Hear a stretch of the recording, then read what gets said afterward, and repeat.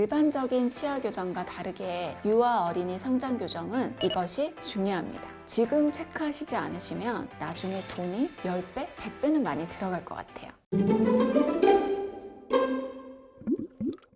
안녕하세요. 조기 부정교합 예방치료 전문가 치아쌤입니다. 요즘은 영유아 구강검진 때문에 다행히 어머님들이 아이들을 치과에 일찍 데리고 오십니다. 충치에 대한 검진 당연히 중요하죠. 하지만 부정교합에 대한 조기 체크 역시 너무나 중요합니다. 오늘은 유아 어린이 성장 교정에 대한 치아 교정 프로세스를 한번 알아보기로 하죠. 영유아 구강검진은 11개월 간격으로 4회에 걸쳐서 진행이 되는데요. 이때 보통 치과 의사 선생님이나 보호자분들이 충치 검진과 치아 맹출에 대한 검진은 신경을 쓰지만 부정교합 검진은 소홀히 하십니다. 따라서 저는 기왕 국가에서 챙겨주는 구강검진인데 충치도 보고 부정교합도 볼 수 있는 교정치과에서 검진하라고 권해드리고 싶어요. 1차 영유아 구강검진 시기부터 교정치료를 시작하라는 것이 아니고 1차, 2차, 3차, 4차 검진을 하면서 부정교합에 대한 예측 그리고 예방에 대한 전반적인 관리와 조언을 얻으시는 것을 말씀드리는 것입니다. 예를 들어서 손을 빠는 아이들은 36개월 이후에도 이 습관이 계속되면 앞니 돌출 부정교합이 굳어져 버리니 조심하라든지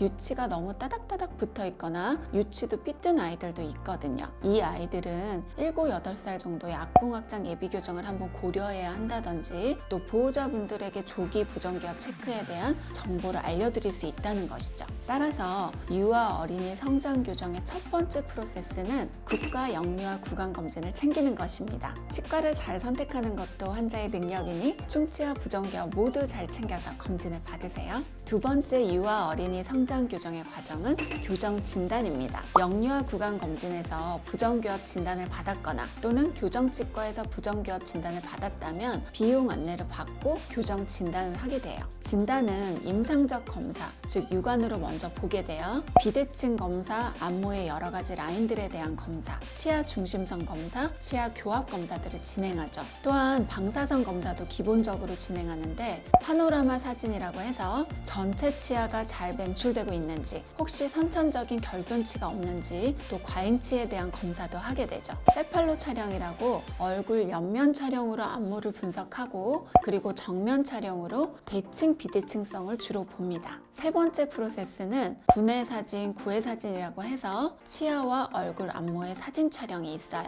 교정 전후 촬영하는 것으로 치아 상태나 얼굴의 상태를 기록하는 진단 과정입니다. 네 번째 프로세스는 본을 뜨는 과정이 있는데 스캐너가 있는 치과들은 본을 뜨는 대신에 스캐너를 사용하여 치아를 스캔하죠. 알지네이트라고 고무차륵 같은 재료로 본을 뜨면 굉장히 불편하고 치아에도 인상제가 끼게 되는데 스캔 과정을 이용하면 정밀하기도 하고 환자분들의 불편함이 많이 줄어듭니다. 이렇게 엑스레이 찍고 치아 얼굴 사진 찍고 스캔한 자료들을 수일간 종합 분석해서 치과 의사가 진단을 내리고 치료 계획을 세우게 되는 것이죠. 여기까지 했다면 다섯 번째는 치과 의사가 종합 분석한 치료 계획 설명을 환자와 보호자에게 하는 거예요. 예를 들어서 치료 옵션이 발치 교정, 비발치 교정이 있다면 환자 또는 보호자와 치료 계획에 대한 상의를 하면서 치료 계획을 결정 내려요. 그리고 나서 여러 가지 동의서들에 대한 설명을 드립니다. 여섯 번째, 드디어 교정 치료에 들어가게 되는데요. 유아 어린이 시기에 많이 하는 성장 교정을 안내해 드리려고 해요. 이때 나이가 보통은 3에서 10세 전후인데요. 이 시기에는 성장 교정이 다음과 같습니다. 반대 교합 치료, 즉 앞니가 거꾸로 물리는 것이나 골격이 주로 주걱턱으로 보이는 경우에는 페이스 마스크라는 장치를 사용을 하고 3급 전용 근기능 장치를 가장 많이 사용해요. 프랑켈 장치나 홀슈 장치 등도 사용을 하는데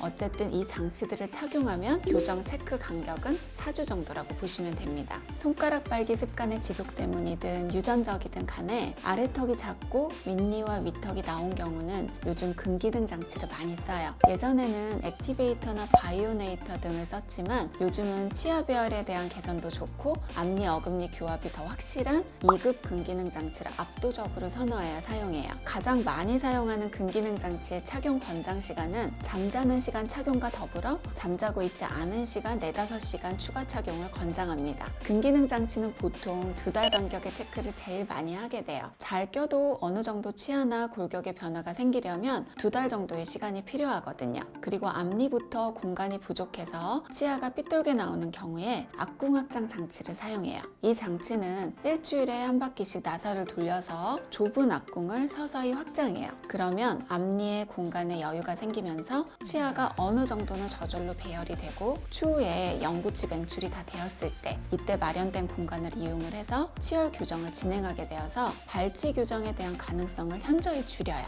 이 확장 장치는 확장이 잘 되는 장치지만 치아 배열이 동시에 되는 장치가 아니라서 따로 장치를 붙여서 부분적으로 치열을 바로 잡아준다거나 초등학교 4학년, 5학년 이후에 치아 교정을 따로 해줘야 하는 경우가 대부분입니다. 하지만 요즘은 유아와 어린이들을 위한 투명 교정 장치 인비절라인과 인비절라인 퍼스트가 있어요. 특히 이 나이 때는 인비절라인 퍼스트로 치료를 받을 경우에 악궁 확장과 앞니 치아 배열이 동시에 되어서 아이도 편하고 바로 예뻐지는 장점이 있어요. 인비절라인 퍼스트의 내원 간격은 치과 의사마다 기준이 다르지만 저 같은 경우는 특히 아이들의 경우 장치가 잘 맞게 꼈는지 그리고 단계별로 잘 진행되고 있는지 체크하려면 3주에서 5주 간격의 체크가 적당하다고 생각이 되네요. 7번째로 유아 어린이 성장 교정의 종료되는 과정을 안내해드려요. 성장기에 가지고 있는 문제점에 대한 해결을 유아 어린이 교정 즉 1차 교정으로 마무리할 때 치아 교정 시작 때처럼 엑스레이 사진, 9내9의 사진 촬영과 스캔 과정을 거쳐요. 그리고 나서 끝나는 게 아니라 성장기 동안 3개월 간격의 꾸준한 부정교합 체크가 계속돼요. 어린이 성장 교정 종료 후에 추후에 전체 치열 교정이 필요 없는 경우도 있지만 그런 경우는 많이 드물고요. 대체로는 치열 교정이 필요한 경우가 많으니 보호자분들께서는 잊지 말고 부정교합 성장 체크를 잘 해주셔야 돼요.